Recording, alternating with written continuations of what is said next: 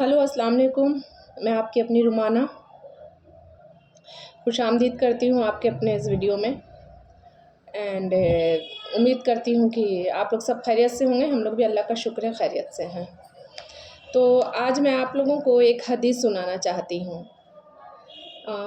इससे क्या होगा कि इस हदीस से जो यूपी के मुसलमान हैं, बिहार के मुसलमान हैं, फ़लाँ जगह के मुसलमान हैं, फ़लाँ जगह के मुसलमान हैं, उनको सबसे पहले इंसानियत का एहसास होना चाहिए, जो कि एहसास ख़त्म हो चुका है इस रिगार्डिंग में। और मुझे लगता है कि ये सबको अच्छा लगेगा सुनने में।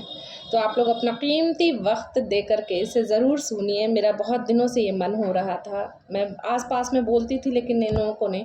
तो ये प्लेटफॉर्म काफ़ी अच्छा है, इसलिए सुना रही हूँ। अगर कोई गलती हो तो उसे माफ़ कीजिएगा आप लोग, और कमेंट करके सुधार के लिए बोलिएगा। एक हदीस है कि प्यारे मोहम्मद सल्लल्लाहु अलैहि वसल्लम के इंतकाल के बाद, जो हमारे आखिरी पैगंबर प्रॉफिट मोहम्मद, उनके इंतकाल के बाद जो हमारे पहले खलीफा थे अबू बकर रज़ियल्लाहु ताला अन्हा, हुज़ूर पाक के वफ़ात के बाद जब उनका तदफीन हो गया तो उनके अहलिया के पास गए और उन्होंने उनसे पूछा कि इनका दिनचर्या क्या था। तो उनके अहलिया ने कहा कि ये आधी रोटी लेकर के उस पहाड़ पे रोज़ जाया करते थे।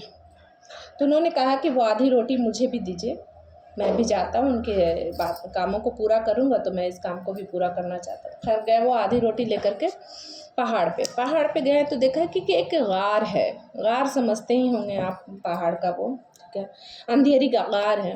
वहाँ पर जैसे ही पहुँचते तो अंदर गार से आवाज़ आती है, अबू बकर।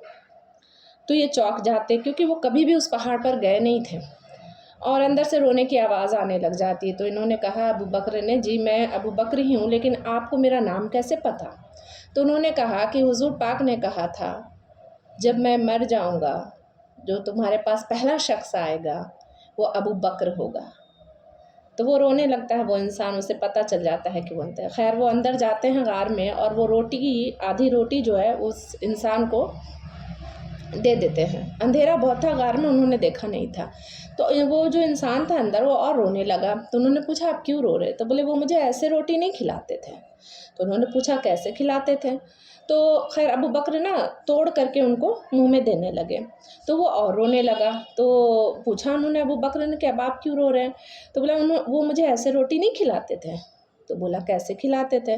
तो बोला वो नेवाला तोड़ के अपने मुंह में डालते थे, फिर अपने दांतों से चबा के अपने हाथ में निकाल के तब मेरे मुंह में डालते थे। अबू बकर को बड़ा ताज्जुब लगा ऐसे खिलाना, क्योंकि वो जो इंसान था ना उसे कोढ़ की बीमारी थी। अब कोढ़ की बीमारी वालों को कोई भी पहले ज़माने में ना पत्थर से मार के मार देता था, क्योंकि उसको लगता था कि उसके थूक से जो जरासीम निकलेंगे तो दूसरे लोग भी, थूक से जरासीम निकलते थे, दूसरे लोग भी कोढ़ के बीमारी में मुब्तला हो जाते थे।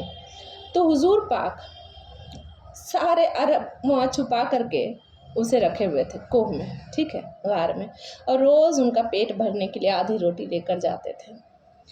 और इंतहा सुनिए आप, जिस इंसान को हुजूर पाक सालों उन्होंने उसे रोटी खिलाई, वो अल्लाह का नाम लेने वाला नहीं था, वो अल्लाह का नाम नहीं लेता था, वो गैर अल्लाह का नाम लेता था, अल्लाह का नाम नहीं लेता था। तो वो आप ये सोचिए, वो बंदा अल्लाह का नाम नहीं लेता था और ये अल्लाह के सबसे आखिरी नबी और उनके महबूब थे, लेकिन तब भी वो उनको रोटी देते थे और सबसे छुपा कर रखा था उनको, ताकि कोई इन पे अटैक ना करे। अब इससे बड़ा मिसाल इंसानियत का और क्या हो सकता है, ये आप बताइए मुझे। तो मैं उम्मीद करती हूँ कि जिन तक ये जाए, एक के पास भी जाए और उनको समझ में आए कि हमारे कौम में, हमारे मज़हब में, हमारे प्रॉफिट मोहम्मद ने क्या सिखाया। इंसानियत, सबसे आला दर्जा इंसान का दिया है। हम इंसान तो छोड़िए, हम एक कलमा के शरीक होकर के भी एक दूसरे को जगह से, कपड़े से, खान पान से, टोपी से, पैसे से, हैसियत से, खूबसूरती से